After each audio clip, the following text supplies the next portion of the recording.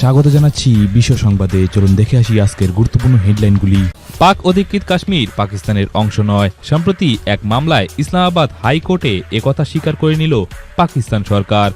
ইসলামাবাদ হাইকোর্টে শুক্রবার জমা দেওয়া হলফনামায় প্রধানমন্ত্রী শাহবাজ শরীফের সরকার নিযুক্ত অতিরিক্ত অ্যাটর্নি জেনারেল আদালতকে বলেছেন, কাশ্মীরের যে অংশ থেকে কাশ্মীরি কবি সাংবাদিক আহমেদ ফারাদ শাহকে পুলিশ গ্রেপ্তার করেছে তা পাকিস্তানের অংশ নয়, সেটি বিদেশি ভূখণ্ড।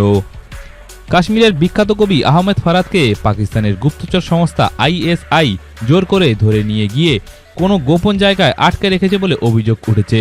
তাকে আদালতে পেশ করার জন্য আবেদন জানানো হয়েছে। সেই আবেদনের শুনানিতে প্রধানমন্ত্রী শাহবাজ শরীফের সরকার নিযুক্ত অতিরিক্ত অ্যাটর্নি জেনারেল আদালতকে এই কথা জানিয়েছে। পাকিস্তান অধিকৃত কাশ্মীর নিয়ে রীতিমতো ব্যাকফুটে পাকিস্তান সরকার।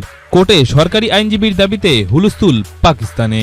শনিবার লেবাননের আকাশে ভূমি থেকে আকাশে নিক্ষেপযোগ্য ক্ষেপণাস্ত্রের আঘাতে একটি ইসরায়েলি পাইলট বাহিনী বিমান ভূপৃষ্ঠ করেছে হিজবুল্লাহ, এমনটাই জানিয়েছে ইসরায়েলের সামরিক বাহিনী।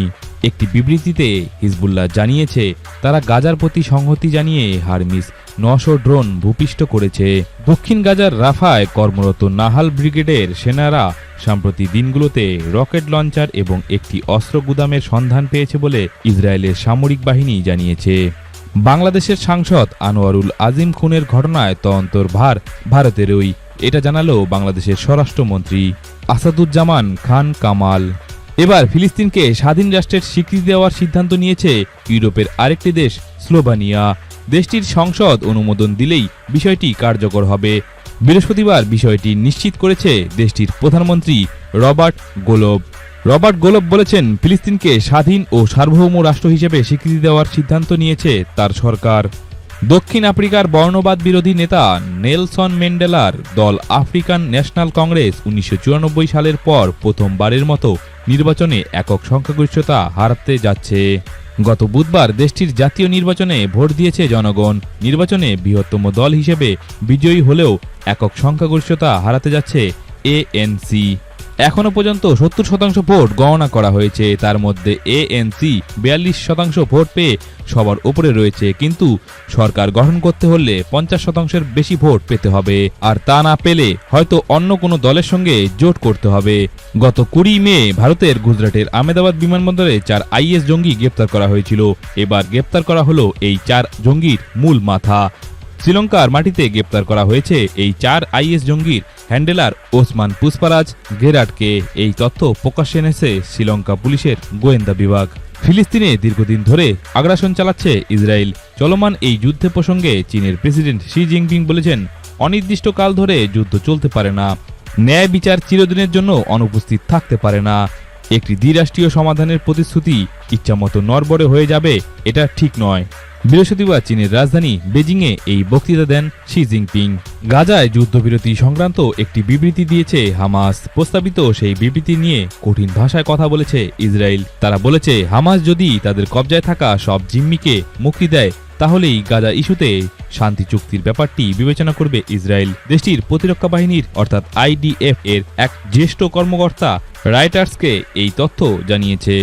বলিউড তারকা সালমান খানকে খুনের চক্রান্ত করেছিল জেলবন্দি গ্যাংস্টার লরেন্স বিষ্ণোয়ের শাগরেদরা। সালমানের গাড়ি থামিয়ে পাকিস্তানি অস্ত্র পাচারকারীর কাছ থেকে কেনা AK-47 বন্দুক দিয়ে গুলি করে হত্যা করার চক্রান্ত কষেছিল তারা। এইরকমই সন্দেহভাজন 4 শুটারকে গ্রেপ্তার করল পুলিশ। শনিবার ভারতবর্ষে 7ম দফার লোকসভা নির্বাচনের শেষ ভোট চলছিল। সেই সময় সুদূর ইসরায়েলে বসে ভারতের ভোট প্রভাবিত করার ছক কষল এক সংস্থা। কৃত্রিম মেধা প্রয়োগ করে বিজেপির বিরুদ্ধে কুৎসা রটানোর চেষ্টা করল এক ইসরায়েলি সংস্থা, এমনটাই দাবি করেছে চ্যাটবোট চ্যাটজিপিটির স্রষ্টা ওপেন এআই। শনিবার 7ম তথা শেষ দফায় দেশের 57টি কেন্দ্রে ভোট গ্রহণ চলছিল। ভারতের লোকসভা নির্বাচনের ফল ঘোষণা হবে 4 জুন। বিশেষজ্ঞদের মত, ভারতে তৃতীয়বারের জন্য ক্ষমতায় আসতে চলেছে বিজেপি এবং প্রধানমন্ত্রী হতে চলেছে নরেন্দ্র মোদী। নৃশংসতার চূড়ান্ত রূপ এই লোকটি। মহিলাদের ভুল বুঝিয়ে নিজের শূকর খামারে নিয়ে গিয়ে খুন করতেন রবার্ট পিকটন। তারপর দেহ টুকরো টুকরো করে শূকরদের খাওয়াতেন। শেষ পর্যন্ত ধরা পড়ে যান ভ্যাঙ্কুভারে। আদালত যাবজ্জীবন কারাদণ্ড দেয় তাকে। সেই পিকটনকেই এবার জেলের ভিতর নৃশংসভাবে খুন করা হলো। তার বয়স ছিল 74 বছর। তার খামারে তল্লাশি চালিয়ে ৩৩ জন মহিলার দেহাবশেষ উদ্ধার করেছে পুলিশ। অনুমান করা হচ্ছে তিনি মোট ৪৯ জন মহিলাকে খুন করেছেন। দিনের পর দিন মোটা বলে কটাক্ষ, সহকর্মীর বিরুদ্ধে যৌন হেনস্থার অভিযোগ করলেন এক মহিলা। ঘটনাটি ঘটেছে বাংলাদেশের রাষ্ট্রায়ত্ত ব্যাংকে। ওই মহিলার অভিযোগ, ব্যাংকের একটি বিভাগের একটি ডিজিএম এর নিয়মিত তার পোশাক নিয়ে অশালীন মন্তব্য করতেন, এমনকি তিনি যৌন হয়রানির শিকারও হয়েছেন। কিন্তু অভিযুক্ত ব্যক্তির দাবি, মোটা শব্দ ব্যবহার করলেও বাকি যা সব অভিযোগ আনা হয়েছে তা সব মিথ্যে। এবার নেপালে গেলেন বাংলাদেশ গোয়েন্দা বিভাগের ৪ আধিকারিক। সাংসদ আনোয়ারুল আজিম খুনের অন্যতম অভিযুক্ত সিয়ামকে গ্রেপ্তারের অনুরোধ করে যাবতীয় তথ্য নেপাল সরকারের কাছে দেওয়া হয়েছিল বাংলাদেশের গোয়েন্দা বিভাগ অর্থাৎ ডিবি ও সিআইডির পক্ষ থেকে। সেই মতো সিয়ামের নেপালে গ্রেপ্তারির খবর পেয়ে শনিবার রওনা দেয় বাংলাদেশের গোয়েন্দা বিভাগের আধিকারিকরা।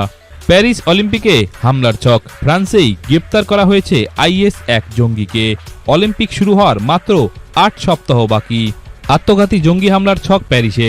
প্যারিস অলিম্পিক্সে ফুটবল প্রতিযোগিতা চলাকালীন জঙ্গি হামলার ছক কষা হয়, তবে সে ঘটনা বানচাল করে দেয় ফ্রান্সের নিরাপত্তা সংস্থাগুলি। ফ্রান্সের আভ্যন্তরীণ মন্ত্রী জেরাল্ড ডারমানিন জানিয়েছেন, সেন্ট এতিনে ১৮ বছর বয়সী চেচেনিয়ার এক নাগরিককে গ্রেপ্তার করা হয়েছে ফ্রান্সের জেনারেল ডিরেক্টর অব ইন্টারন্যাশনাল সিকিউরিটির দ্বারা।